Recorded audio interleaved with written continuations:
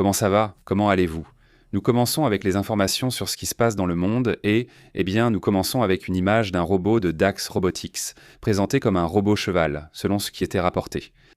Celui-ci aurait la capacité de transporter des kilos, à peu près une tonne, c'est-à-dire 1000 kilos à transporter, donc par exemple des fournitures, des choses comme ça.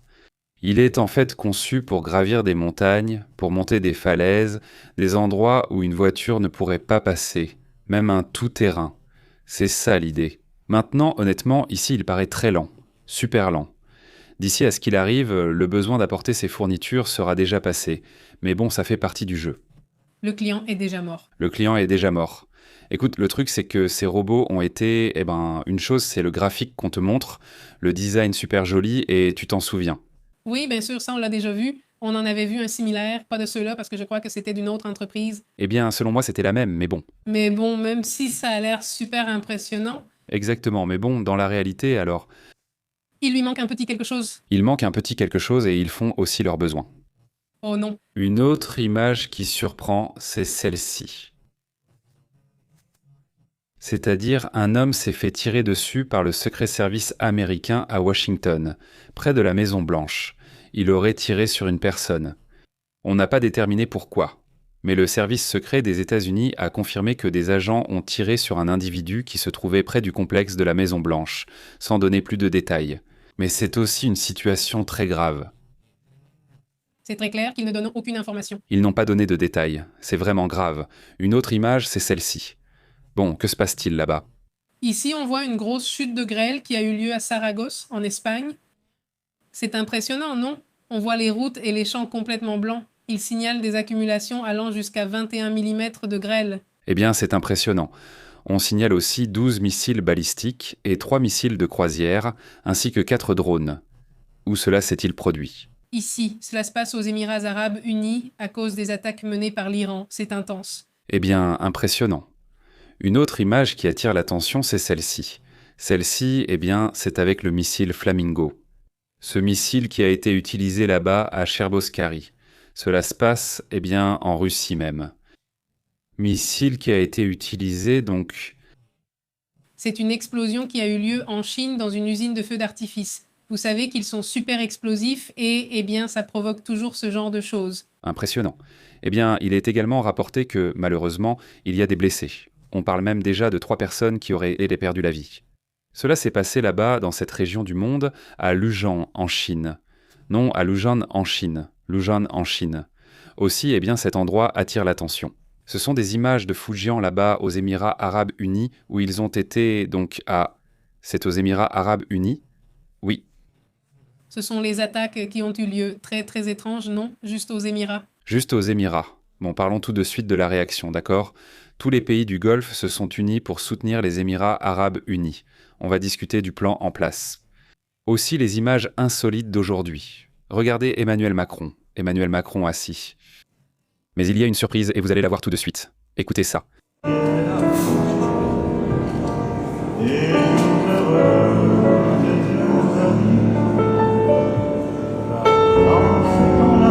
En voyant Emmanuel Macron chanter en vidéo, je me suis dit « Waouh, c'est fou !»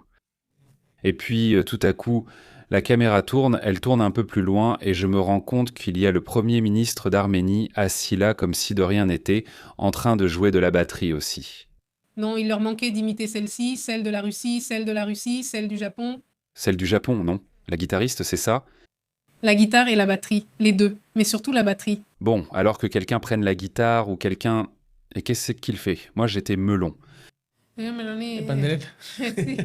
je ne sais pas, je ne crois pas qu'il joue de quoi que ce soit. Non, non, bon, alors il fait des grimaces.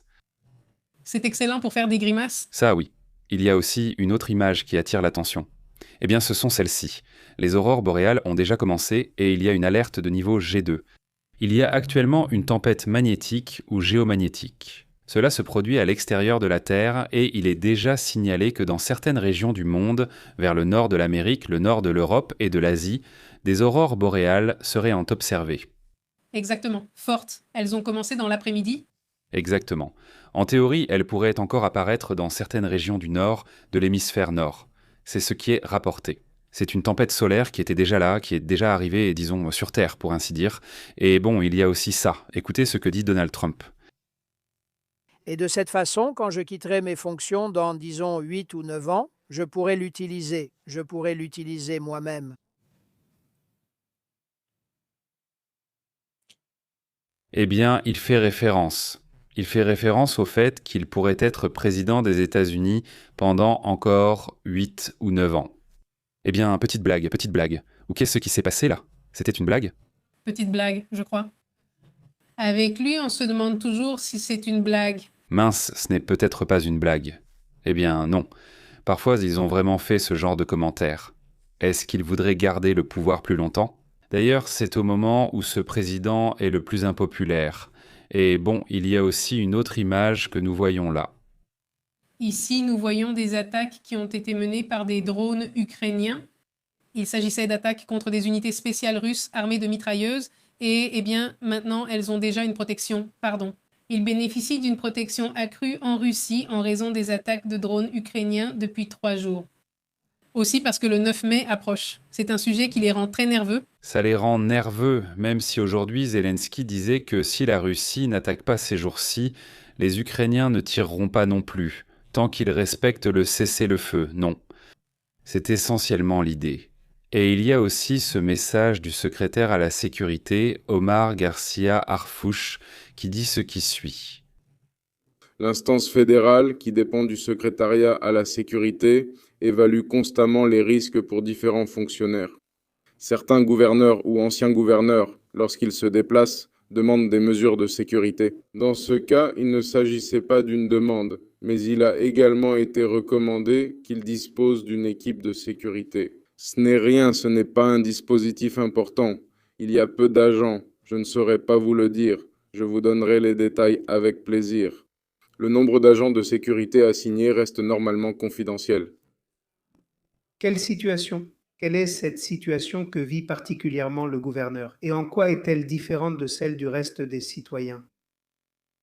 C'est un ancien fonctionnaire et normalement, comme vous l'avez bien mentionné, étant donné que le Sinaloa est aussi un État où il y a eu des actes violents, il est donc considéré qu'il doit avoir une escorte. Craignez-vous alors que le gouverneur en congé puisse être attaqué? Nous n'avons aucun indice ni aucune information indiquant qu'il puisse être attaqué ou même qu'il ait reçu une quelconque menace. Concernant les remontées de Bueno, Ça fait partie de ce que dit Garcia Harfouch, non? Ça fait partie de ce qui se passe en ce moment. Et aussi, eh bien, dans tout ce sujet, dans tout ce mouvement, il est frappant qu'ils lui mettent une escorte, non? Ils assignent une escorte au gouverneur. Je veux dire, sincèrement, ce n'est pas du tout anormal que les anciens gouverneurs aient une escorte. Maintenant, ça attire l'attention car c'est une personne. Señalada por C'est à propos de Garcia, non? D'après ce que dit Garcia, des journalistes, à travers des témoignages de différents types, ont signalé que ce personnage aurait des liens avec des groupes criminels. C'est donc un sujet évidemment aussi important. Le secrétaire à la sécurité a évité de dire, évidemment, quels agents ni combien d'agents. Normalement, c'est un sujet confidentiel et il assure qu'ils n'ont pas peur. Qu'il y ait une attaque contre cet homme, donc le gouverneur en congé en ce moment, non. Passons à d'autres sujets, allons aux détails.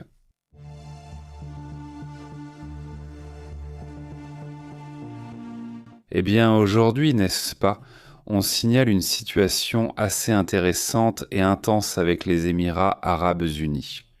Parce qu'il y a des attaques, il y a des situations, on parle déjà d'attaques directes, n'est-ce pas? Nous parlons de tirs de missiles, de tirs de drones, d'attaques avec ces bateaux qui s'approchent de certains points apparemment pour déposer des mines. Et les États-Unis aujourd'hui disent qu'ils en ont lancé 7, qu'ils ont attaqué, qu'ils ont coulé ces 7 bateaux. Exactement. Donald Trump a affirmé que les États-Unis avaient détruit 7 embarcations iraniennes avec des missiles de croisière, visant 2 navires de la marine américaine, mais surtout des navires marchands. C'est ce qu'a rapporté le commandement du CENTCOM. Et donc, Donald Trump dit que la réponse des États-Unis a été de détruire ces petites embarcations. D'ailleurs, certains médias parlent de 6, d'autres de 7, mais le chiffre tourne autour de cela. Et il y a aussi des médias. Mueraté, qui est un média russe, affirme que certains des bateaux qui ont été coulés n'appartenaient pas à la garde révolutionnaire, qu'ils étaient prétendument civils. Mais bon, ça, on ne le saura jamais. C'est ce que dit un camp et ce que dit l'autre. Au final, la Russie prendra toujours davantage le parti de l'Iran. Oui, en plus, bon, c'est-à-dire, ils n'ont aucune difficulté à mentir, à dire n'importe quoi tant qu'ils peuvent maintenir le récit qu'ils veulent imposer. Le fait est qu'ici, plusieurs détails ont été donnés et ont pu être confirmés avec le temps. Par exemple, l'attaque ou les attaques non seulement contre les navires qui essaient de passer, mais aussi contre une série de raffineries situées dans cette zone ou des installations de raffinage des Émirats arabes unis. Toute cette situation a provoqué une réaction. Du côté du Golfe, elle a aussi été très ferme, avec les Émirats arabes unis qui ont d'abord lancé un avertissement.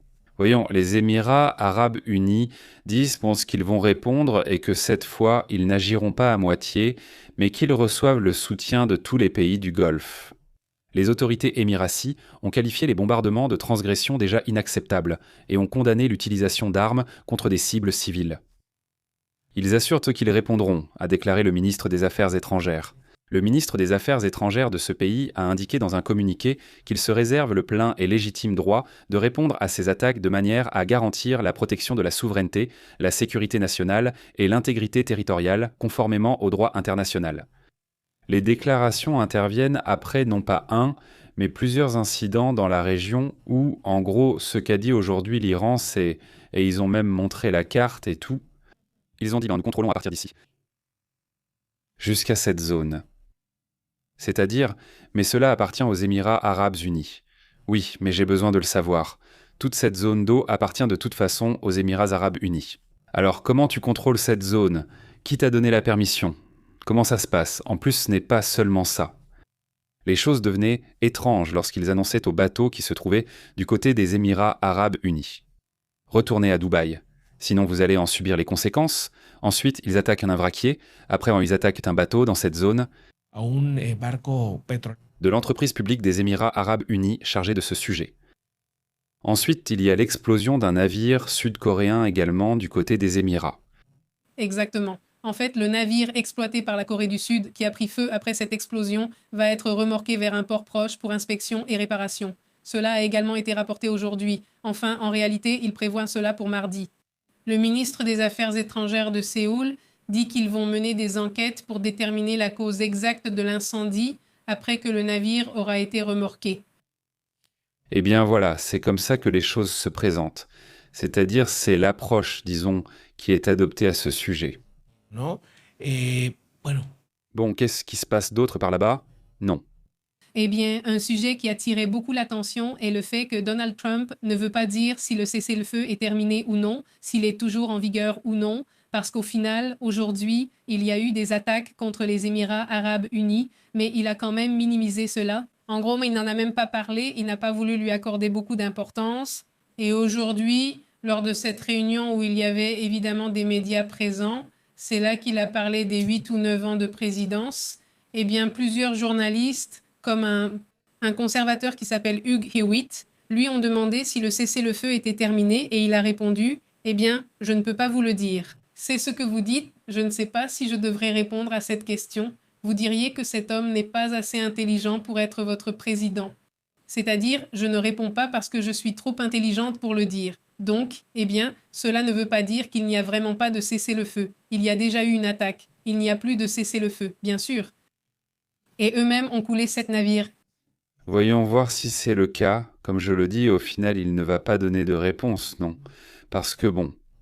Le sujet du Congrès se complique, car il refuse de demander la permission au Congrès en affirmant que la guerre est déjà finie militairement, alors que des mouvements militaires persistent et que le commandement central poursuit des attaques. Bon, c'est comme ça qu'ils ouvrent. Voyons la carte, parce que c'est vraiment intéressant en termes de, disons, mouvement. Qu'est-ce qu'ils disent? Quelle était la version officielle des deux côtés? Les États-Unis affirment que le corridor est déjà ouvert. C'était le rapport officiel. Il n'existe pas de corridor. Laisse-moi enlever ce petit point parce que le point rouge n'a plus rien à voir avec ça. Voilà. Il y a un corridor et ce corridor traverse la zone qui n'est pas collée, disons, à l'Iran. ils traversent cette zone. Ici, le détroit. Ils ne la traversent pas. Ils ont dit qu'il y a un corridor. Les navires américains sont déjà entrés. Ils sont arrivés de ce côté. En théorie, ils ont déminé cette zone. Ce n'est pas qu'ils ont tout déminé, mais dans cette zone, ils ont déjà enlevé les mines. D'accord, c'est bon. Et le plus intéressant, c'est qu'ils ont dit « On revient par ici et on escorte 2 navires commerciaux. » Parfait.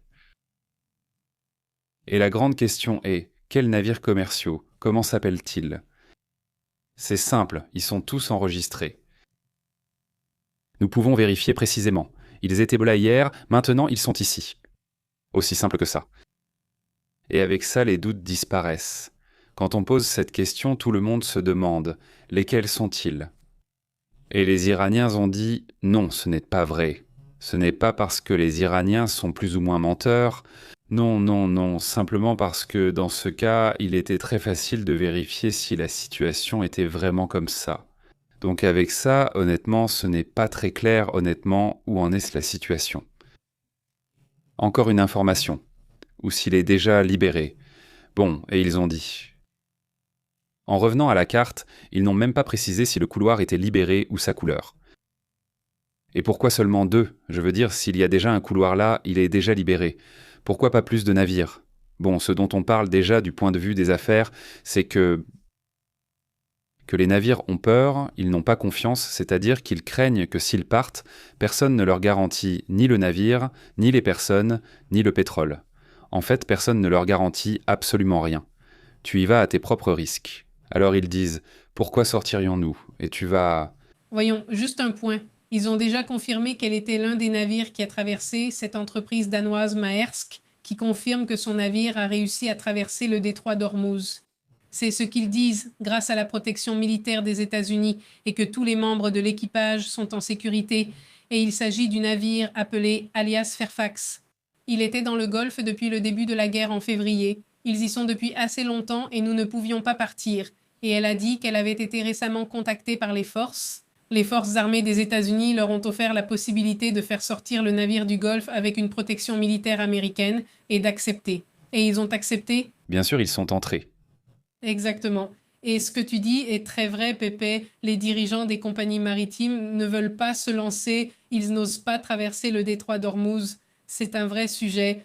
Et en plus, beaucoup de navires des États-Unis et d'Israël, ou qui ont des liens avec Israël, ne sont pas assurés, c'est-à-dire qu'ils n'ont plus d'assurance. Non, ils sont soit trop chers, soit on ne leur en donne pas, mais le fait est que...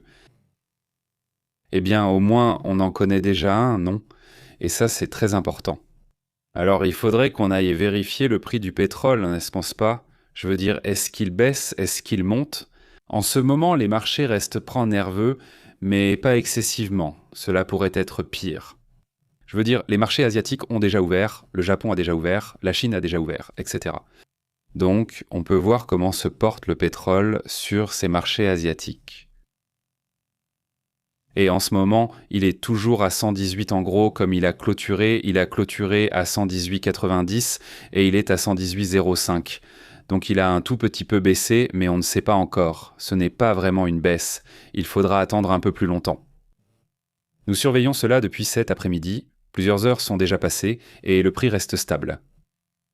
Lequel? Où est le Brent? Le Brent est à 104 $. Donc le Brent non plus, on dirait, mais regarde, le Brent n'est pas actif en ce moment. Donc celui qui est actif, c'est celui-ci, le britannique. Pourquoi? Parce que le britannique est plus lié au marché asiatique. Et bon, pour l'instant, il est à 118. Laisse-moi recharger la page pour voir si ça a changé, parce que parfois ça ne se recharge pas bien. 117 points. 117,99. Voilà le graphique. 117,98, il est en train de bouger. Il est actif, il est actif. Donc bon, on va voir ce qui se passe avec ce sujet. Passons maintenant à des sujets importants.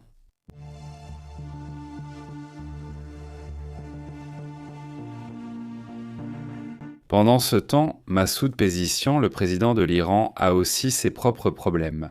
Il qualifie d'une folie l'escalade de le corps des gardiens de la révolution islamique alors que les tensions augmentent à Téhéran. Autrement dit, il n'est pas d'accord avec cette escalade. Les informations obtenues par le média iranien indépendant Iran International indiquent qu'il y a un affrontement. Il y a un affrontement entre Massoud Pezeshkian et la haute direction militaire du pays. Et il pense que ce que fait la garde révolutionnaire, c'est tout simplement de la folie et cela va nous mener à une guerre plus large.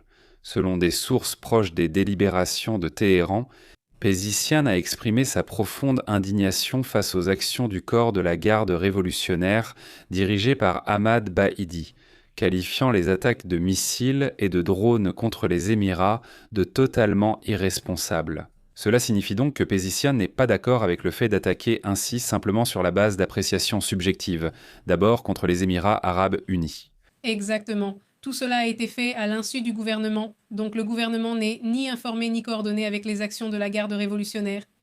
Et cette tension qui règne dans le Golfe, il dit que c'est de la folie. Ce que dit Pezeshkian, et il a averti qu'il y aura évidemment des conséquences potentiellement irréversibles. Il l'avait déjà dit. En fait, l'un des conseillers en sécurité des Émirats, si je ne me trompe pas, disait qu'il était très difficile de refaire confiance à l'Iran. Non, du moins le gouvernement actuel, après tout ce qu'il a vécu, les Émirats arabes unis, rappelons-le, sont l'un des pays les plus attaqués par l'Iran. Pourquoi? Non, ce n'est pas clair pour moi pourquoi contre eux, mais il doit y avoir une raison. Ils aiment les attaquer et la situation empire. Évidemment, ce Pezeshkian a demandé une réunion urgente, tout comme Khamenei, pour faire pression en faveur de l'arrêt immédiat des attaques des gardiens de la révolution islamique contre les États du Golfe afin d'éviter une escalade. Il faut se rappeler que, 2 jours après l'attaque, ils ont exclu les pays du Golfe. Pezeshkian a publié une vidéo pour s'excuser auprès des pays du Golfe, mais 3 minutes plus tard, le corps des gardiens de la révolution s'est essentiellement moqué du président iranien. Au final, le président iranien n'a vraiment aucun pouvoir. Eh bien, Pezeshkian est là, en gros, comme une sorte de marionnette, mais au final, je veux dire, il doit quand même avoir un peu de pouvoir pour influencer au moins certains secteurs. Eh bien, il faut se rappeler que lorsqu'il est arrivé, il était un opposant à Ali Khamenei. Il était le modéré? Il était le modéré appartenant à l'autre faction, éloigné d'Ali Khamenei. En fin de compte, c'est clairement un pays théocratique où le guide suprême est vraiment celui qui contrôle tout. Et cette fois-ci, comme il n'y a pas de guide suprême, parce que sincèrement, Mojtaba Khamenei, on ne sait pas vraiment où il est. Ce qui contrôle c'est la garde révolutionnaire. C'est clair. Maintenant, autre chose. Oui, selon ces sources qui divulguent ces informations et les transmettent à Iran International, Pezeshkian est très inquiet de ce qui pourrait arriver avec ces attaques et il pense que le pays ne pourra pas supporter une nouvelle guerre à grande échelle. C'est-à-dire, si de nouvelles attaques importantes ont lieu et que des pays du Golfe s'y joignent, ils ne pourront pas tenir. Ils disent qu'ils n'ont pas besoin de plus. Ils attaquent notre infrastructure et notre économie, déjà en situation critique. Si elle n'est pas presque morte, ils ne tiendront pas. Eh bien, l'Iran, de son côté, fait aussi un mouvement très important dans lequel, petit à petit, au fur et à mesure que cela avance, il se met de plus en plus à dos les pays européens et les pays asiatiques. Ils n'ont pas aimé ces réactions. Le fait qu'ils aient tiré sur un navire sud-coréen, par exemple, c'est de la folie parce qu'au final, la Corée du Sud, regarde, ce n'est pas un pays... C'est un pays pacifique, ce n'est pas un pays qui se mêle de ce genre de conflit et que tu attaques ce pays. Actuellement, c'est le 3e plus grand vendeur d'armes au monde. Tu sais, un pays qui est armé, c'est un pays qui a de la force, qui a de la puissance et qui, à un moment donné, pourrait entrer dans le conflit. D'ailleurs, Donald Trump en a déjà profité pour dire « Eh, vous devriez venir nous aider et je ne sais quoi ». Peut-être qu'un jour ils oseront, mais pour l'instant je ne pense pas. Ils sont en train de se faire des ennemis. Et là on l'apprend. Autre info incroyable. Un citoyen suédois aurait été éliminé par les Iraniens et non seulement ils l'ont éliminé, mais en plus ils l'ont envoyé dans une fosse commune. On n'en saura plus rien parce qu'ils l'ont enterré là avec d'autres corps qui n'ont pas été réclamés. Et malheureusement, c'est une situation terrible pour la famille et aussi pour la Suède. Selon les rapports des agents de sécurité iraniens, ils ont enterré en secret le corps d'un citoyen irano-suédois. Appelé Koussor Keivani dans la région de Karbaran, en périphérie de Téhéran, après son exécution en mars. Le tout sous l'accusation d'espionnage au profit d'Israël. Il l'accuse, l'élimine, l'exécute, puis l'enterre dans une fosse commune. Évidemment, on s'attend aussi à une réaction de la part de la Suède. Et j'insiste, ils y vont, il ne faut pas que des problèmes surgissent. Et aujourd'hui, Macron disait qu'ils observent et qu'ils réfléchissent. Non. Comment aborder la question avec l'Iran pour essayer d'apaiser la situation? Sincèrement, je ne sais pas. Je ne vois pas comment Macron ou quelqu'un de ce genre pourrait les convaincre. Si même les plus proches, même les Iraniens eux-mêmes, n'ont pas pu les convaincre de calmer un peu le problème. Le Pakistan et d'autres pays n'ont pas pu le faire. Donc la France semble avoir peu d'influence dans la région, disons-le. Donc, eh bien, ce sont des promesses que fait Macron, mais qui n'ont pas vraiment de sens, honnêtement. Passons à d'autres sujets, d'autres thèmes également importants. Un énorme salut à toute la communauté qui arrive. Merci beaucoup à ceux qui viennent d'entrer, lâchez un like et partagez, et bon, passons à d'autres sujets. Salutations Ové, comment vas-tu? La partie d'Ablouz, salut. Alors, que penses-tu des roubles? Damian, un énorme salut. Comment vas-tu? Merci à toute la communauté de Francisco Arce Roubles. Aujourd'hui, il y a eu une petite frayeur à Mexico, ce sera tout. Il y aura déjà des choses à la tournée et avant de dire qu'il a donné là-bas dans la conserve, ici dans le parc Chapultepec, En fait, il allait mettre des images en ligne, je n'ai pas vu s'il les a déjà mises, mais je vous rappelle que nous avons un espace communautaire où vous pouvez partager. Eh bien, si vous mettez une photo, un commentaire ou quelque chose, toute la communauté va le voir, c'est juste pour que vous restiez attentifs là-bas. Laissez-moi vérifier ce qu'il y a de plus récent, regarde. C'est ce que José a mis en ligne là-bas à Mexico. Non, voilà, regarde, c'est ce qu'il a mis aujourd'hui. Il y a quelque temps, ce n'est pas celui-ci. C'est une partie publiée. Voyons, quoi d'autre? Celui-ci aussi est de José. Il y a 4 jours, c'est avec ses petites poules là-bas en Californie. Donc il y a des notes, n'est-ce pas? Et ici, il y a un message de Ben. Au fait, salutations. Regarde, il a laissé son message. Bien, par exemple, là tu vois, il a laissé un message, il a laissé un commentaire, il a donné son avis et voilà, c'est là, n'est-ce pas? C'est-à-dire, la communauté peut le voir ou répondre et dire non, eh bien, je ne suis pas d'accord. Oui, je suis d'accord, enfin, peu importe, je ne sais pas, mais ici, il y a plus d'images de José. Je ne les ai pas bien vues. Regarde, il y a une petite flèche sur laquelle tu peux cliquer pour voir d'autres images. Et regarde-moi ça, il est en train de se régaler. Il est en train de se régaler avec un sandwich, des frites et, eh bien, quelques cornichons. Ça, eh bien, j'imagine que c'est l'hôtel ou quelque chose comme ça, je suppose. Regardez juste la vue. Voilà la vue sur la ville de Mexico. J'imagine que c'est le parc Chapultepec. Je ne sais pas, mais c'est immense. C'est le parc, pas le château. Je crois que oui. Un grand salut à José. Je ne sais pas s'il nous regarde en direct, mais merci à lui de partager des photos avec la communauté. Passons donc à d'autres sujets également importants.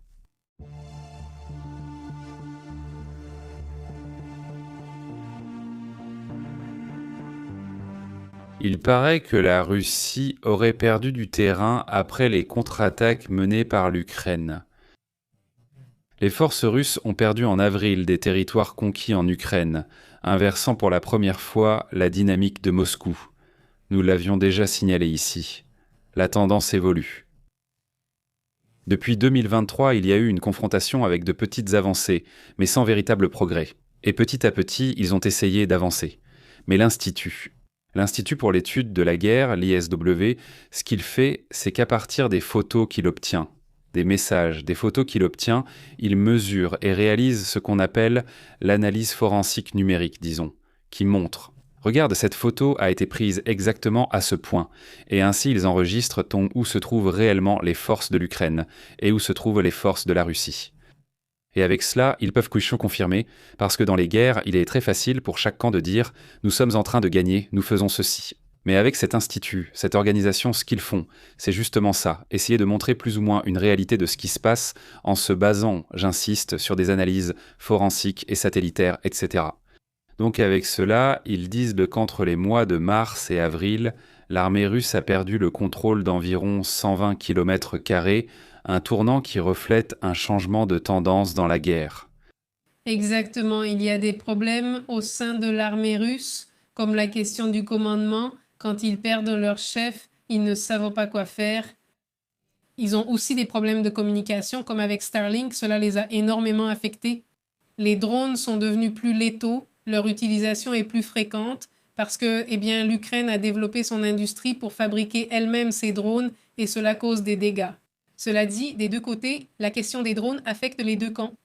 Et le rythme d'avancée de la Russie a commencé à diminuer depuis la fin de 2025, quand ils ont perdu l'accès à Starlink. Cela les a énormément affectés. Et aussi une série de frappes très précises menées par l'Ukraine qui a réussi à briser les positions à certains points stratégiques que la Russie détenait. Selon l'ISW, il est à noter que les attaques à moyenne portée de l'Ukraine et les restrictions russes sur Starlink, ainsi que le renforcement du contrôle sur les plateformes de messagerie. Telegram, c'est-à-dire le fait qu'on leur ait retiré Telegram, que la Russie ait bloqué Telegram pour contrôler la narration du gouvernement. Cela affecte aussi les soldats parce qu'ils l'utilisent beaucoup pour communiquer entre eux, pour s'envoyer des messages, dire « Regarde, on est ici, on est là », etc. Oui. Eh bien, cela les affecte aussi dans l'avancée de la guerre. Cette paranoïa de Poutine affecte son propre camp. Bon, voilà où en est la situation, non? C'est-à-dire l'avancée que la Russie faisait à un moment donné, eh bien, elle a d'abord commencé à ralentir, n'est-ce pas?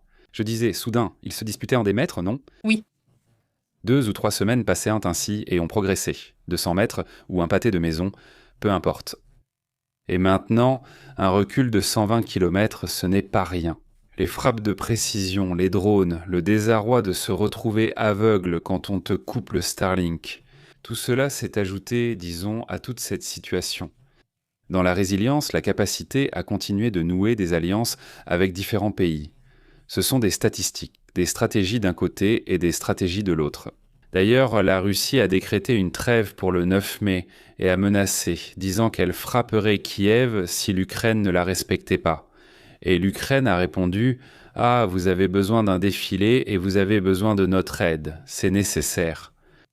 Ils veulent une aide militaire. Ils exigent que nous, ne les attaquions pas ou ne répondions pas à l'invasion afin qu'ils puissent faire leur petit défilé. Bon, d'accord, on va leur donner une chance et s'ils le veulent tant, on va leur donner, cette opportunité. Mais Zelensky dit, si on nous attaque, si on ne respecte pas cela, nous allons évidemment répondre.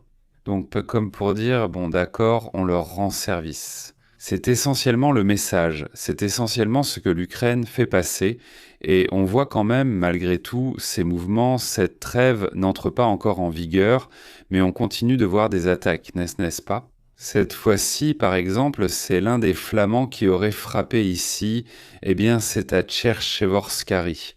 Exactement, il y a une usine spécifique qui fabrique des appareils électroniques ou certains équipements électroniques utilisés dans la guerre. Cela fait partie de ce qui se passe dans cette zone et, passons à d'autres points importants.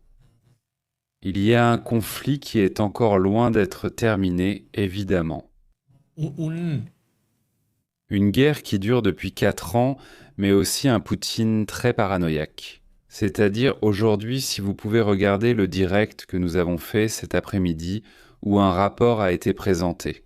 Dans ce qui s'est passé ces derniers mois avec Vladimir Poutine, il y a une purge politique, il y a une purge militaire, il est extrêmement méfiant, même envers ce Ségur Serre. Ségur, qui était son super ami, qui est devenu ministre de la Défense, et maintenant, on dit que ce personnage serait sur le point de mener un coup d'État. Il y a une forte probabilité de coup d'État en Russie. Vladimir Poutine ne veut pas apparaître, il contrôle tout de très près, des gens proches, mais qui sont, disons, plutôt des assistants. C'est-à-dire que le chef, toutes les personnes qui travaillent là avaient la liberté d'aller sur Internet. Et des choses comme ça, même à eux, on leur a coupé l'accès à Internet. C'est-à-dire, la paranoïa est à son comble. Ouais, il y a des lignes rouges et Internet en fait partie. Déjà, quand on commence à toucher à Internet... Oh là là, ça ne nous coûte rien. Fais attention, oui, fais attention. Voilà. Notre côté primitif ne ressort pas. Oui, c'est vrai. C'est comme si notre côté primitif restait caché. Pour ainsi dire. En vérité, les gouvernements devraient opter pour autre chose, comme nous faire des programmes super divertissants, des potins pour qu'on reste éveillé. Le truc de la maison des célébrités, n'est-ce pas? Avec ça, je ne sais même plus. Oui, ça fait aussi partie des stratégies. Comment tu vas, Eddy? Un grand salut à toi. Martin, quel plaisir. Salut à tous. Tani Farm. Salut à Béatrice Alvarez et à toute la communauté. Merci à tous. Les membres de la chaîne, vous le savez déjà, non? Qu'ils nous soutiennent de différentes manières. Vraiment, c'est très apprécié. Je veux être là-bas. Walter, Karim, quoi de neuf? Comment tu vas? Super. Waldo Andrés, un grand salut aussi à toute la communauté qui arrive. Merci beaucoup. Mais qu'en penses-tu?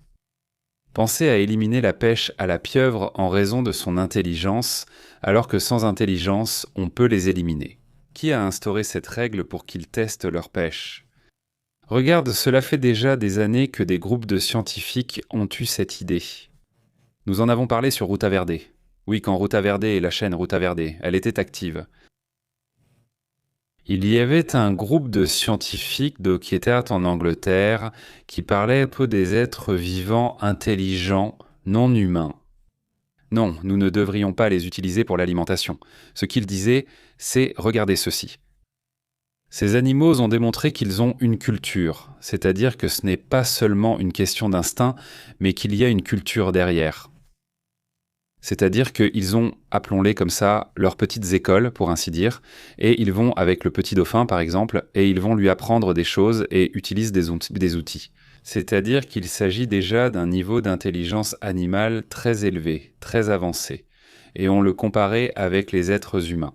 Et imagine cet être vivant à le niveau d'un enfant de 4 ans. C'est-à-dire que l'enfant, en voulant et en s'investissant, pourrait lire, pourrait faire plein de choses. Alors là, il mettait une liste à ce moment-là. Maintenant, il mettait une liste. On parle déjà d'il y a environ 10 ans. Il mettait une liste de petits animaux, comme le dauphin, l'orang-outan, parce que je ne me souviens plus lequel des différents singes était sur la liste. Et à ce moment-là, la pieuvre n'était pas sur la liste d'ailleurs, mais avec ce qu'on a découvert sur la pieuvre et d'autres espèces. C'est que, je pense qu'on devrait prendre ce sujet en considération. Au moins le prendre en compte, non? Enfin, c'est ce que je ressens. À ce moment-là, le commentaire de ces scientifiques a fait polémique parce qu'ils disaient « Ah, est-ce qu'ils ne sont pas aussi en train de préparer l'idée des êtres non humains intelligents, mais venant d'autres parties de l'univers, pour ainsi dire, non ?» Mais bon, il y a eu la polémique et tout ce que tu veux, mais il ne s'est rien passé, non? Et ça continue. Oui, chaque année j'entends ça, qu'on devrait y réfléchir. Eh bien, jusqu'à présent, je crois que non, ce n'est pas encore fait, non. Mais bon. Mais peut-être qu'un pays va le faire, non? Comme d'habitude, certains commencent et ça s'étend.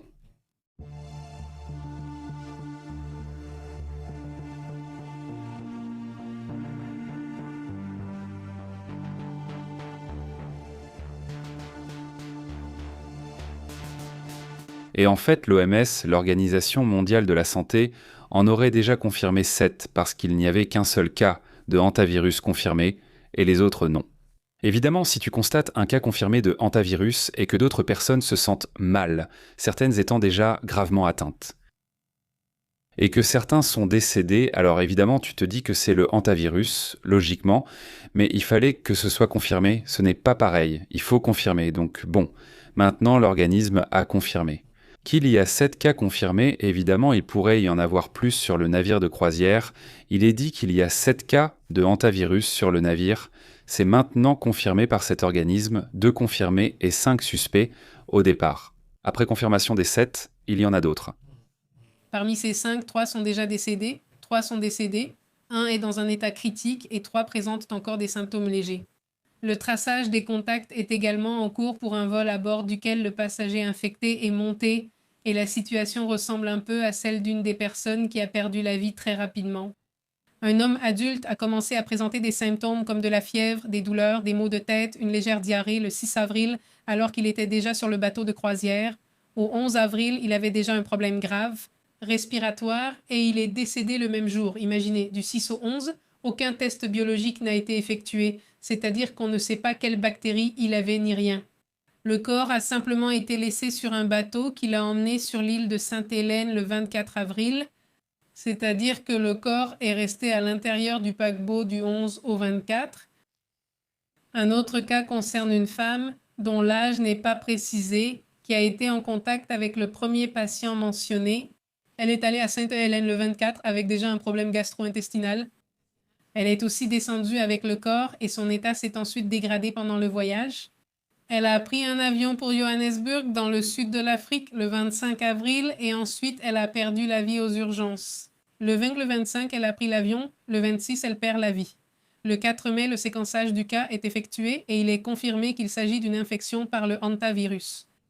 Et en ce moment, l'abus est en train de se produire. Il reste toutes les personnes qui étaient dans ce vol de Sainte-Hélène à Johannesburg, dans le sud de l'Afrique. C'est impressionnant. C'est-à-dire qu'après le Covid, nous continuons à avoir ces erreurs. Des erreurs incompréhensibles, mais qui se sont vraiment produites.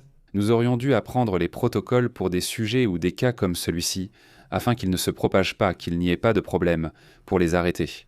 Parce que regardez, voyons, ce serait très naïf de penser qu'il n'y aura jamais de foyer. Eh bien non, il y aura des foyers pour beaucoup d'autres choses, n'est-ce pas? C'est normal, mais nous sommes des millions de personnes, et il est normal que des problèmes de santé apparaissent soudainement, pour ainsi dire. Non, oui, parce que ça s'est détérioré, oui, parce que je ne sais pas quoi, parce qu'un virus zoonotique, peu importe. Mais les protocoles, comment allons-nous faire? Comment ne vont-ils pas être suivis comme ils devraient l'être? Et plus encore. Sur un paquebot de croisière, c'est-à-dire, si on a appris quelque chose pendant la pandémie, c'est que sur les paquebots de croisière, eh bien, c'est-à-dire, ils favorisent énormément la propagation des maladies, parce qu'ils sont là. Un grand groupe de personnes, tous réunis là, collés les uns aux autres. Restant longtemps sans vraiment sortir, ils mangent la même chose et respirent à peu près le même air. Et donc, le cas 1 et le cas 2 ont voyagé dans toute l'Amérique du Sud, y compris l'Argentine, et on sait qu'ensuite ils sont montés à bord du bateau de croisière le 1er avril. Donc il est possible qu'ils aient déjà apporté la maladie en la propageant dans toute l'Amérique du Sud. Et le cas 3 est un adulte qui s'est présenté chez le médecin du bateau de croisière le 24 avril. Il avait de la fièvre, il ne pouvait pas, il avait du mal à respirer, des symptômes de pneumonie. Le 26, sa condition a empiré. Et donc il décide de le laisser ou de l'évacuer à Ascension, en Afrique du Sud, le 27 avril. En ce moment, il est à l'hôpital en soins intensifs et on lui a fait le test pour s'assurer s'il avait ou non ce qu'on appelle le hantavirus. Donc, c'est déjà confirmé à partir du 2 mai. Il y a un cas, une dame aussi qui a présenté ce qu'ils appelaient une pneumonie et elle a perdu la vie le 2 mai. Elle a également eu les mêmes symptômes depuis le 28 avril. Et là, il y a des cas suspects en ce moment qui ont de la fièvre, des problèmes intestinaux, comme les autres cas, et ils sont encore à bord du navire. Il faut rappeler que le Cap-Vert n'a pas accepté qu'ils descendent. Donc c'est un sujet qui reste en suspens. L'OMS cherche comment évacuer les personnes qui sont là. Il y a aussi un youtubeur célèbre à bord qui dit qu'il va bien, c'était le cas. Nous ne savons pas quoi faire car de nombreux passagers demandent qu'on fasse quelque chose pour pouvoir descendre. Ce n'est pas sans rappeler le cas du navire au Japon, qui en fait n'était pas au Japon, mais tout y est resté. tout est resté au Japon. C'est-à-dire que moi, je ne sais pas ce que vous en pensez ici, mais je comprends que le pays ne veuille pas s'impliquer dans des blocs.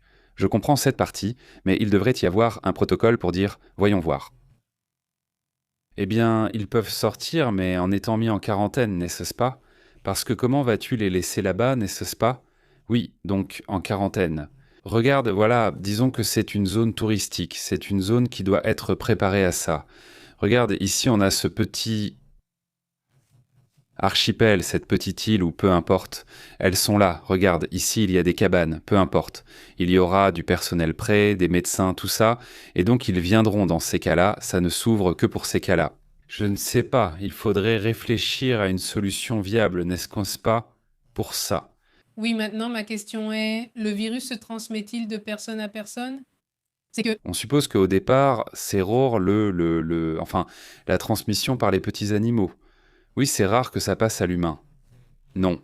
Ce n'est pas transmissible entre personnes, mais c'est présent. Si c'est transmissible entre personnes et qu'ils n'en ont toujours pas parlé à l'OPS. Si ça se transmet de personne à personne, alors imaginez-vous. Il dit qu'il y a un cas très rare, une seule souche du virus des Andes a été confirmée pour une transmission interhumaine par contact physique étroit et prolongé. Alors, oulala, c'est compliqué parce qu'ils étaient en Afrique du Sud, en Amérique du Sud, ils étaient en Amérique du Sud, ils se sont promenés, peut-être qu'ils l'ont attrapé là-bas parce que c'est apparemment très courant en Amérique du Sud. Bon, ce n'est pas non plus très courant, n'est-ce pas, mais il y en a eu. En cas de mésentente, ce n'est pas bon. La transmission humain à humain n'a pas été confirmée ici, et je ne sais pas si elle est étudiée. Mais quelle est l'origine de la contagion? La grande question est de savoir comment cela a commencé, car je ne comprends pas comment c'est arrivé. Y a-t-il des soupçons sur l'origine, dans quelle ville cela a commencé ou pas? Non, il n'y en a pas. On dit juste que les premiers cas étaient en Amérique du Sud, en Argentine, qu'ils ont pris un bateau de croisière avant de se sentir mal, mais rien de plus n'est précisé. Eh bien, nous allons rester attentifs pour voir ce qui se passe à ce sujet et ici, eh bien, nous continuerons à donner les détails pour toute la communauté qui nous regarde en différé. Laissez vos commentaires, nombreux sont ceux qui nous suivent plus tard depuis l'Uruguay ou l'Argentine. Dites-nous si vous avez entendu quelque chose là-bas. Ce serait intéressant d'avoir vos avis et évidemment aussi ceux qui sont en direct. Salut, comment ça va? Le père de Novak Tapatia Rublox, à ceux qui commentent rarement. N'hésitez pas à commenter. Allez-y, discutons. Roberto, comment vas-tu? Roberto Carreras, Francisco, bonjour à vous et bon, eh bien, passons à d'autres sujets, allons à d'autres affaires importantes. Dans un cas très curieux avec la personne qui perd, il ne perd pas, mais essaie plutôt de tirer ou d'attaquer des fonctionnaires des États-Unis à Washington, y compris Donald Trump. Nous parlons d'un ancien professeur. Eh bien oui, parce qu'il ne sera plus professeur, nommé Paul Allen. Eh bien alors, il est entré dans un hôtel, l'hôtel Hilton de Washington, D.C., et il portait des armes. Bon, mais il est déjà en prison, un juge s'occupe déjà de son dossier pour le procès et tout ça, mais ils ont commis une série d'erreurs terribles contre ce personnage. Et tu vois, il peut être le pire personnage du monde, mais il y a certaines règles dans la loi qui doivent être respectées. S'il demande une Bible ou un livre sacré, ils doivent le lui donner. Il a réclamé sa Bible car on disait qu'il n'était pas chrétien, alors qu'il l'est. Je n'ai rien contre la religion. Enfin, l'une des toutes premières choses qu'il a demandé, c'était une Bible, mais ils ne la lui ont pas donnée. C'est-à-dire, et c'est un sujet qui est très mal vu aux États-Unis. Il y a eu tellement de fautes et il a été maltraité à plusieurs égards que même le juge fédéral qui s'occupe de l'affaire lui a présenté des excuses publiquement. Pour le traitement juridiquement défaillant, dit-il. Non, il n'est pas d'accord avec lui. Pas du tout. Simplement, en tant qu'accusé et suspect, et tout ce que tu veux, eh bien, il doit recevoir un certain traitement. Eh bien, Il est humain. humain, mais un traitement normal. Qu'est-ce qui a mal tourné pour qu'il présente des excuses? Eh bien, pour commencer, ils ne lui ont pas donné la Bible, ils l'ont aussi gardé à l'isolement, un sujet qui a été très critiqué parce qu'on avait demandé qu'il soit placé sous observation, car il pourrait éventuellement mettre fin à ses jours, mais ils ne l'ont pas fait. Ils l'ont gardé isolé pendant assez longtemps, ce qui est un sujet très compliqué. Ce n'est pas sain mentalement pour un être humain d'être ainsi, et l'isolement signifie être seul dans une pièce. En gros, non, ils n'ont pas de contact. Et aujourd'hui, à l'audience, le juge fédéral Farouki a exprimé ses inquiétudes sur son traitement et a dit « Quoi qu'il se soit passé, je te présente mes excuses ». De plus, il a dit que toute personne en détention doit être traitée avec la dignité fondamentale qu'un être humain mérite. Eh bien, c'est ce que dit le juge. Évidemment, c'est un sujet qui a suscité de la controverse. Surtout le fait qu'il présente des excuses publiquement, cela a beaucoup attiré l'attention. Voilà l'affaire. Exactement. Les points sont qu'il devrait être surveillé en raison du risque de suicide, isolé pendant 23 heures par jour, dans une cellule capitonnée, séparé du reste de la population pénitentiaire et avoir un accès restreint à une Bible. Voilà, c'est le sujet, c'est ce qui a suscité la controverse ces derniers temps. Passons à d'autres sujets également importants. Merci. ¿Qué más tenemos? Eh bien, nous avons un commentaire d'Abbas Agharachi, le ministre des Affaires étrangères de l'Iran, qui a déclaré aujourd'hui que le projet Liberté, comme l'a appelé Donald Trump à cette intention d'ouvrir le détroit d'Ormuz, il l'a nommé le projet Point Mort, car il affirme qu'une opération militaire ne débloquera pas le détroit d'Ormuz. Pour cela, il faut de la diplomatie, et c'est justement ce qui manque selon eux dans un message sur les réseaux sociaux. Agharachi a qualifié le déploiement les États-Unis comme un projet d'impasse dans une tentative évidemment de discréditer les États-Unis parce qu'ils n'agissent pas. Eh bien, la première chose qu'on essaie de faire, c'est la diplomatie, même si, en vérité, l'Iran rend toujours les choses très difficiles. C'est pour cela. Eux, en tirant. Oui, ils aident aussi, ils tirent sur qui ils veulent. Et le fait qu'à chaque fois qu'ils vont négocier, ils présentent toujours les mêmes foutus 14 points, alors qu'on leur a déjà dit non, que ça ne se passera pas comme ça. Et donc, ils sont essentiellement dans une impasse. Ils sont tous les deux morts. Et sûrement, et c'est maintenant, eh bien, quelle faute ont maintenant, eh bien, les Émirats d'autres pays. Mais évidemment, il y a aussi un contexte différent derrière tout ça, en même temps. Le message, je veux dire, car c'était une guerre. Aujourd'hui, c'était une journée de messages forts, et il faut rappeler que les États-Unis effectuent déjà des vols militaires vers la Chine parce qu'ils transportent tout ce dont ils ont besoin pour que Trump soit là-bas, puisque Trump va rendre visite à Xi Jinping. Et, eh bien, les États-Unis ont lancé un avertissement à Xi Jinping, à la Chine, dans lequel ils disent à la Chine qu'elle ne peut pas ou ne doit pas acheter de pétrole, parce que acheter du pétrole aux Iraniens, c'est financer le terrorisme. C'est ce que les États-Unis disent à la Chine, mais il faut rappeler que la Chine, dans ce sens, a toujours été plus pragmatique, dans le sens où cela lui importe peu tant que cela ne la concerne pas directement. Cela lui importe peu, la Chine a été l'un des premiers, en fait le tout premier pays à établir immédiatement une relation par exemple avec les talibans, par exemple. Pourquoi en avait-il besoin ? Eh bien, il y a des stratégies, il y a des choses dont ils ont besoin là-bas et ils ont tout de suite commencé à se lier d'amitié, même si c'est un groupe ouvertement terroriste et qu'ils continuent de l'être sans aucun remords. N'est-ce pas ? Et dans ce sens, la Chine ne plaisante pas du tout. Ils n'ont aucun problème avec la façon dont tu gères ton gouvernement et ta population, tant que tu fais des affaires avec eux et que tu les laisses garder une petite partie de ton pays. Une toute petite partie ? Toute petite, juste les mines et les... Mines et les ports. Celui-ci était bon, c'est incroyable. Maintenant, passons à d'autres sujets également importants. Bon, les États-Unis mettent à jour la situation actuelle du détroit d'Ormuz et disent qu'il y a des navires d'environ 87 pays qui restent retenus dans le détroit. C'est-à-dire, c'est une situation compliquée. Le commandant Brad Cooper, qui dirige le commandement du Sud, enfin le commandement du CENTCOM, a précisé que la flotte internationale est bloquée dans le Golfe arabique et qu'elle représente des pays de tous les continents.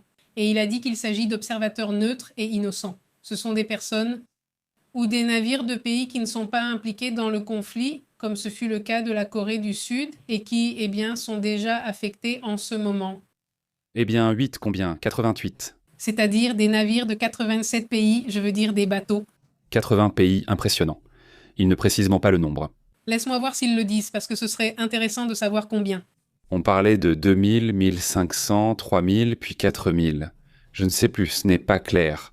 Franchement, les chiffres ont beaucoup varié. En plus, certains peuvent parfois s'en sortir avec des accords en payant un péage ou autre chose. Donc oui, c'est vrai que c'est intéressant comme affaire. Passons donc à d'autres sujets, non ? Donc si aujourd'hui on mettait un sondage, parce qu'on ne l'a pas mis aujourd'hui, mais si on mettait un sondage, quel sondage vous suggérez ?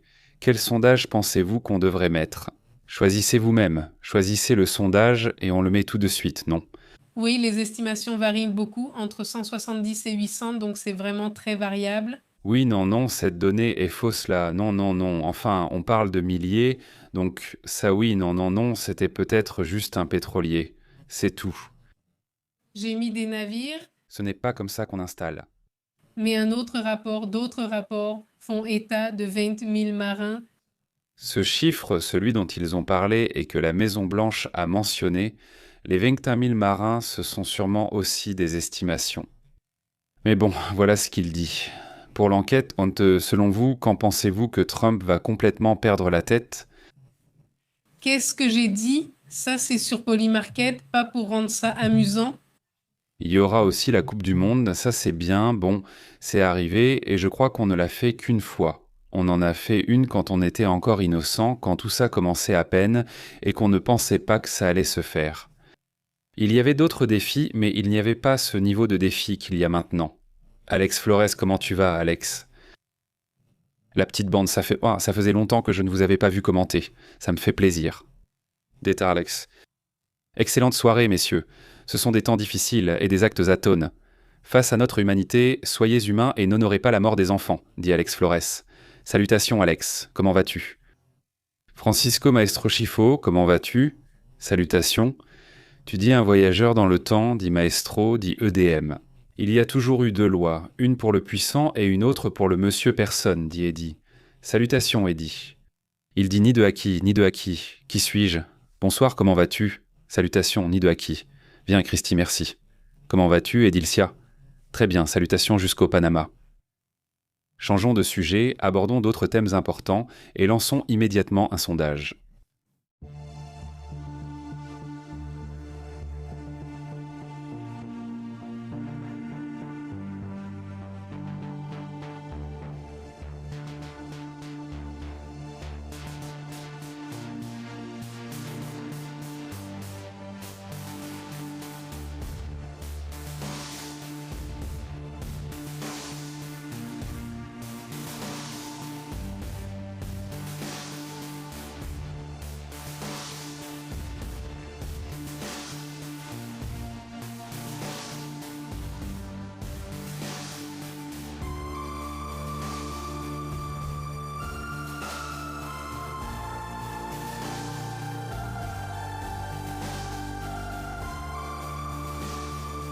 Comment est-ce la situation?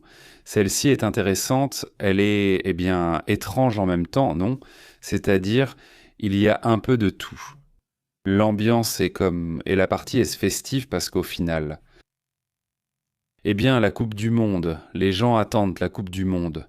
Beaucoup de gens ne savent même pas ce qui se passe dans le monde, mais la Coupe du Monde, ça les intéresse. Donc, voilà.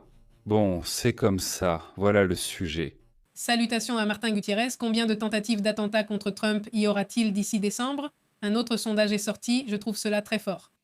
Salutations, je vais faire en sorte qu'on nous gronde, dit-il. Salutations à Pixel, Alex Flores, tu dis « Je vais très bien, merci pour la question, j'espère que vous allez bien aussi ». Excellent, Alex, salutations.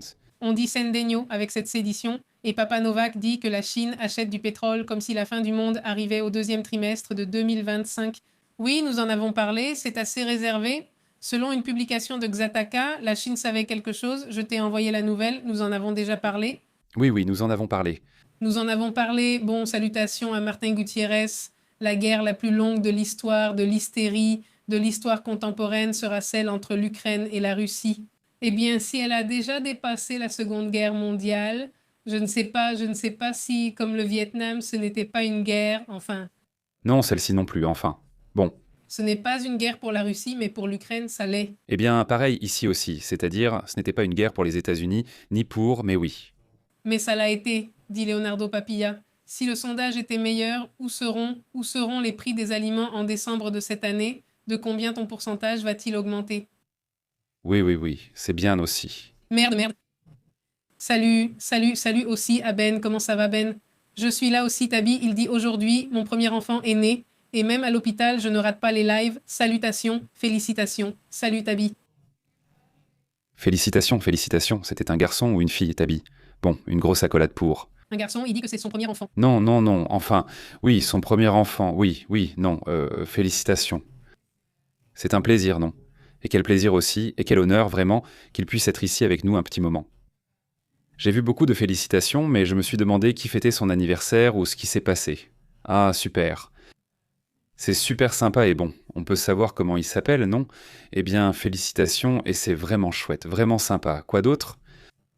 Salutations, et là il est écrit Beto Barbas, bonjour Beto Barro, pardon, il dit « Je vous avais déjà dit que la partie la plus difficile de la guerre de 3 semaines, ce sont les 4 premières années. Non, c'est la partie la plus compliquée. C'est la plus difficile, non? Et qu'ils ne sont pas en guerre. Salutations. » Salutations à Fulano Tapati, à MT aussi, comment vas-tu MT? Quoi de neuf MT? À Reblo MX, il est aussi là, MT dit salutations aussi il dit Ben, un ancien président américain peut être gouverneur d'un État tant qu'il remplit les conditions constitutionnelles de cet État spécifique et qu'il n'y a pas d'empêchements légaux au niveau de l'État, dit Ben. C'est-à-dire, au cas où Donald Trump voudrait, je ne pense pas que ça l'intéresse. Gouverneur, franchement, je ne le vois pas faire ça. Gouverneur? Gouverneur, enfin, non, tu m'imagines vouloir être gouverneur après avoir été président? Ah. Non, tu parles de... De Trump. Mais gouverneur de quoi? Eh bien, je ne sais pas d'où il vient, disons New York. Non, déjà, à New York, il perdrait, c'est sûr. Oui, non. Donc, non, enfin, gouverneur. Il vaudrait mieux qu'il soit à la réserve fédérale, donc la Fed, pas comme gouverneur, mais il pourrait avoir un certain intérêt, non? Parce que là, ça implique, là où il y a des informations privilégiées, là, il sera. Là, il va y croire. Là, il sera. Papa Nueva dit qu'aujourd'hui, on célèbre la journée internationale des pompiers ainsi que le dévouement de ces personnes et on célèbre aussi la journée de Star Wars. Aussi, Mike, Mai. que la force soit avec toi. Quelque chose comme ça, oui. Salut à toi aussi. Ah, dit Fer Hernandez, on commence déjà à s'inquiéter, Pépé. Une hyperinflation arrive. Je suis en train de changer le câblage de 2 maisons que j'ai et je les peins et imperméabilise avant que tout n'augmente, dit Fer Hernandez. C'est bien faire. En fait, c'est une bonne idée d'acheter tout avant parce que oui, je ne sais pas où tu es, mais ici au Mexique, déjà. Par exemple, les architectes disent qu'il y a certains coûts, comme le tuyau en PVC utilisé pour la plomberie, eh bien, il a déjà augmenté 75% il y a environ 2 semaines. Je ne sais pas si ça a encore augmenté maintenant. Salutations à Martin Castañeda, comment vas-tu? Salutations à Ingrid et à Pépé, comment vas-tu Martin? Salut Martin, salutations. Bonjour Sylvia, comment vas-tu? Bon début de matinée à tous. Salutations à Sylvia et Panterita qui dit Pépé Nautas, excellente nuit, salutations. Et aussi salutations à qui nous a salué, à Ruth. Elle dit bonjour Pépé, je te salue depuis l'Angleterre. Salutations Ruth, que dis-tu? Salutations. En mangeant des petits biscuits, en laissant mon like et en te remerciant pour l'information et pour nous tenir au courant de tout ce qui se passe au niveau mondial. Merci beaucoup, salutations jusqu'en Angleterre, c'est excellent. Salutations à toi aussi. Voyons qui nous a salué. Leonardo, Ophé, comment vas-tu, Ophé? Oh, Mondrade, salutations, Emma. Et le père de Nova dit qu'un jour comme aujourd'hui, en 1979, Margaret Thatcher est élue chef du gouvernement du Royaume-Uni, la première femme à être élue à ce poste. La dame de fer est très dure, la première femme est très dure. Et en plus, c'était très drôle parce que on regardait un film, une série, je ne me souviens plus, où l'actrice qui jouait Margaret Thatcher, eh bien, elle faisait beaucoup de choses, évidemment. C'est un peu comme un biopic et elle faisait des choses parce que tu te dis, mais bon, une personne qui est première ministre, comme c'est la première femme à ce poste, ça doit être quelqu'un de très progressiste dans ses idées, non? Il y a des choses comme ça, tu t'imagines? Non, mais elle, tous les jours, elle rentrait chez elle pour préparer le dîner de son mari, c'est-à-dire, tu te dis, c'est curieux, comme si ça ne collait pas, tu n'imagines pas que quelqu'un de ce niveau se soucie de faire la même chose qu'une femme au foyer typique des années 60 ou 70. Tu vois, c'est fou, je ne connaissais pas ce détail. Oui, on a vu dans le film ou dans une série, je ne me souviens plus, mais on voyait qu'elle devait rentrer à la maison parce qu'elle devait préparer le dîner de son mari. Ça l'inquiétait énormément. De l'autre côté, le mari affamé. Le mari qui a faim, il ne peut même pas se faire cuire un œuf. Salut à Damian Gonzalez, comment vas-tu Damian? Comment il y a quelque temps, j'ai travaillé, tu te souviens, avec ceux de Bonaro, que... Très belle voix. L'un d'eux était anglais. Mon fils insistait, tu vas adorer la nourriture là-bas, etc. J'ai demandé, mais qu'est-ce qu'ils mangent là-bas? Poisson, pommes de terre, mayonnaise. Il dit, le meilleur, il dit. Mais c'est que, vraiment, il dit, il était vraiment fan de sa nourriture et de son pays. N'est-ce pas, comme les tacos? Et il disait, s'il te plaît, tu dois aller un jour à Londres, et tu vas adorer, et que non, comme ça, mais franchement, oui. Parce qu'il a dû voir à ta tête que tu aimais les frites. Je pense que... Il a dû penser qu'il aime le thé et les frites. Comment ça s'appelle? Les frites? Il a vu de la finesse, Non, eh bien, qui sait, mais oui, évidemment, ici, on les emmène dans plusieurs endroits. Là, moi, je parle aux amis de la ville de Mexico. Dis-moi, où tu me recommandes? Nous sommes allés dans plusieurs taquerias. Comme ça, recommandé. Nous sommes allés dans une... C'était un bon endroit? Celui-là n'était pas un bon endroit? Ah, oui, c'était un bon endroit. C'était l'endroit? C'était celui de la fête? Non, c'est un bon endroit. Oui. En fait, il y en avait un qui était un bon endroit, un autre qui était Google, et un autre je ne sais pas quoi. Donc, voilà. Et on va dans une mescaleria. Oui, une mescaleria aussi. Très prétentieuse, cette mescaleria. Vraiment. Enfin, voilà. Pour que je dise que c'est prétentieux, que c'est super prétentieux. Oui, tu vois, ils arrivaient à faire comme ça, les boîtes, enfin, on te servait la nourriture dans une boîte de conserve, ça arrivait tout raffiné, tu vois, et ça arrivait dans la boîte, enfin, en boîte, littéralement en boîte. Pour moi, c'est un manque de respect. Ils retiraient en l'étiquette, ça arrivait dans la boîte, puis on te l'ouvrait dans la boîte. Toi. Comme ça, devant toi, la boîte, comme ça, fraîche de la boîte, voilà, et mange-la dans la boîte, avec des biscuits Marias, comme ça, non, pas des biscuits Marias, non, des salés, et mets les boîtes, et du mescal, combien? 500 balles comme ça, allez, moi je ne payais pas, donc bon, c'était genre... Mais c'est un ami qui me l'a recommandé, oui, aussi, pour que je lui demande, ou un ami vraiment cool, alors il me l'a recommandé pour les trucs, et bon, ben, ils étaient super excités parce que le mezcal était vraiment bon. Bon. Le mezcal, c'était ce qu'il y avait de mieux là-bas, non? Oui, le mezcal était excellent. Et une autre chose étrange aussi, c'est que toutes les tables étaient comme ça, serrées, toutes, vraiment. La table ici et là, imagine ici, regardant par là, non? Ouais. Ici, tu as une personne d'un côté, l'autre en face, toutes les tables étaient ainsi, tout le monde pareil, et tu sors comme un contorsionniste, endroit vraiment bizarre. Quel goût bizarre. Des choses étranges de Mexico. Salut Roberto Carreras, comment vas-tu? Quels étaient les sondages, pardon? Je veux dire, je vais faire un sondage des sondages, qu'est-ce qu'on devrait pouvoir mettre dans le sondage? Je note les sondages mentionnés, sauf une, celle qu'a citée Francisco Arce, sur Abraham Mondial, ainsi que celle sur la nourriture, les prix des aliments et les risques de sécurité pour Trump. Une autre question était, dans combien de temps Trump va-t-il perdre la tête? Ah, ok, santé mentale à propos de je dois mettre cette partie comme ça. Plus joli. Parce que sinon ça va se défaire. Trump est fou, il n'y va pas. Trump est fou, il va perdre la tête aujourd'hui. Quant à la guerre contre l'Iran, Eddie dit que facilement les États-Unis et Israël l'auraient terminée en 2 semaines, mais ce n'est pas bon pour les affaires de la prolonger et nous payons tous, dit Eddie. Donc tu penses qu'il la prolonge pour des raisons commerciales, hein? Qu'en penses-tu? Comment? Qu'il prolonge, mais pourquoi? Eh bien pour que tout reste plus élevé. Pour que le prix de l'énergie reste plus élevé, n'est-ce pas? Et pour spéculer, n'est-ce pas? Aussi bien à la hausse qu'à la baisse. Oui. Celle-là? Oui, Léonard. Pépé, je leur ai déjà envoyé mes salutations. Je salue mes animaux de compagnie. J'ai mis leurs photos pour que tu les connaisses. Le chat s'appelle Siméon et le chien Moreau. Voir. Ça va être Morenito. Je salue aussi Walter, il est aussi ici. Tani Farm, salutations. Ils l'ont différé, j'ai laissé mon like. Salutations, Tani. Salutations. Salutations, Tani. Bonjour, Tani du futur et Béatrice Alvarez. Comment vas-tu, Béatrice? Et aussi, dit Martin, celui-ci, tu l'as déjà mentionné. Salutations à Waldo. Il doute que les attaques iraniennes puissent paralyser l'industrie pétrolière des Émirats arabes unis. Il faut considérer que l'Ukraine, avec des attaques de bien plus grande intensité, n'a pas eu d'effet définitif. Cela a eu un effet définitif? Salutations. Salutations, Waldo. Salut. Moreau, viens s'il ne dit rien. Regarde mon visage. Voilà, Moreau. Et comment s'appelle le petit chat? Siméon. Siméon, n'est-ce pas? Très bien, Leonardo. Nous les avons déjà ici sur l'image. Adorables. Que c'est bien. Nous y sommes. Dit Walter, 2296 demain, c'est la pluie de comètes en Argentine, dit Walter. Sûr. Eh bien, tu vas sortir les voir? Tu vas sortir voir la pluie de comètes ou comment ça va se passer?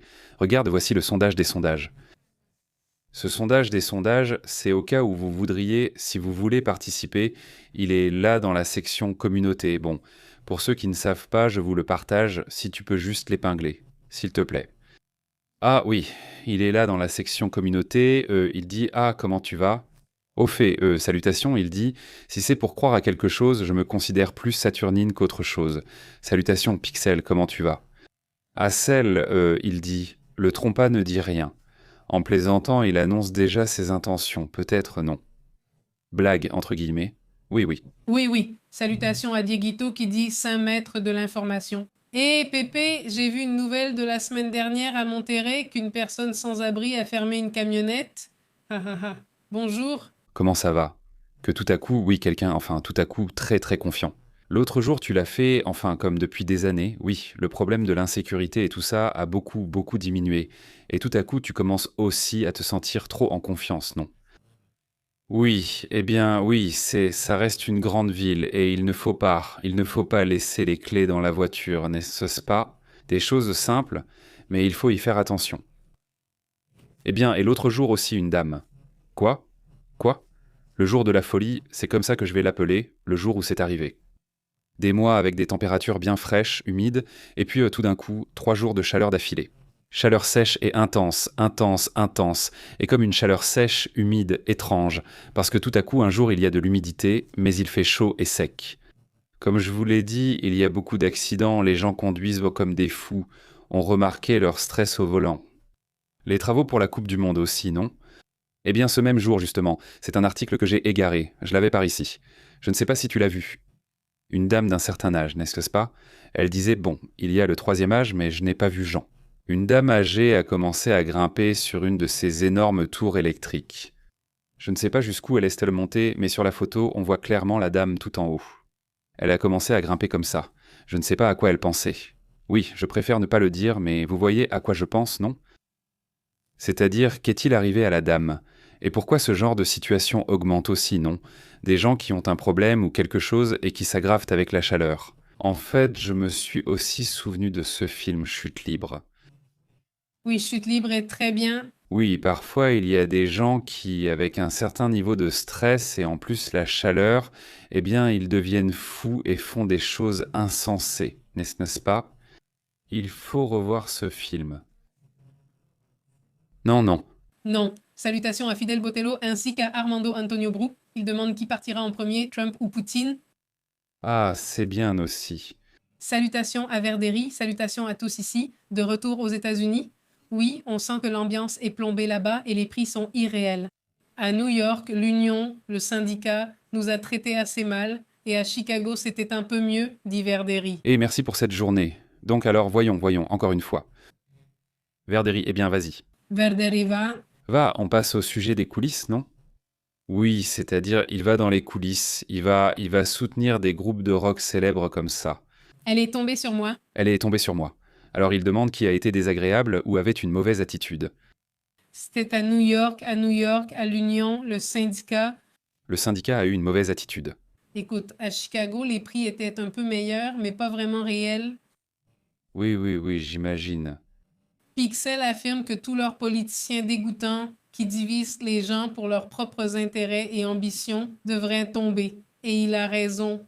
Et ils inventent 2 guerres pour rester au pouvoir et cacher leur saleté. Pixel 4. Pixel, tu dis ce que tout le monde pense. Oui, parce que oui, alors oui. Salut. Salut Pixel, excellent commentaire. Salut à Marcella Riquelme aussi. Et il y a aussi Edil ici. Il dit que Trump sera le président avec le plus d'attentats. C'est une question. Eh bien, c'est possible, j'imagine. Non, même si cette question a été posée, il y a eu des attentats très spectaculaires, mais ce n'est pas le président qui en a subi le plus. C'est simplement celui qu'ils ont été le plus près d'atteindre. Voilà le problème. Les autres ne s'en rendaient même pas compte. C'est-à-dire, disons que les autres étaient tellement bien protégés que oui. C'est-à-dire nous, on ne le voyait pas. Non, ça n'arrivait pas jusqu'aux médias, disons. Ça n'arrivait pas, ils intervenaient à temps. Quand quelqu'un donnait l'alerte, ils y allaient et les arrêtaient, etc. Donc nous, on ne sait même pas qui ils sont. Ils sont là, enfermés en prison, mais on ne sait même pas qui ils sont. Salutations à Sylvia Jordan qui dit « Bonsoir les amis, merci pour l'information et de nous tenir informés ». Et Vix Carcega dit « Mieux vaut ne pas parler de Trump que l'IA nous écoute. On ne sait jamais, il pourrait nous retirer le visa. » Ou sinon, tu dois carrément effacer tous tes réseaux sociaux. Salutations à MT et CPN. Mais nous, salutations à Armando Antonio. Il dit « 20 000 marins, ce serait comme 1000 bateaux. » Chaque bateau a 20 marins, dit Armando. J'ai vu tout à l'heure que le 28 avril, il y en avait 900 et quelques. Donc sûrement qu'il y en a 1000 en ce moment. Eh oui, c'est possible. Il dit avoir déjà voté pour l'option 2 et remercie, la partie était excellente.